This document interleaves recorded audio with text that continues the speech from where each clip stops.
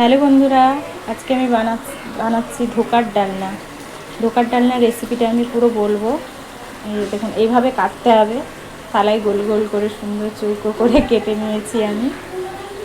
ধোকার ডালনা বানানোর জন্য গরম তেলে দিতে হবে, এরকম পিস করে এরকম গরম তেলে ভেজে নিতে হবে এটাকে।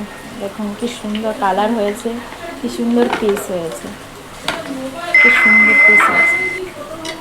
এই দেখুন, ছোলার ডাল ভিজিয়ে রেখেছিলাম, ছোলার ডাল ভিজিয়ে মিক্সিতে বেটে নিয়েছি।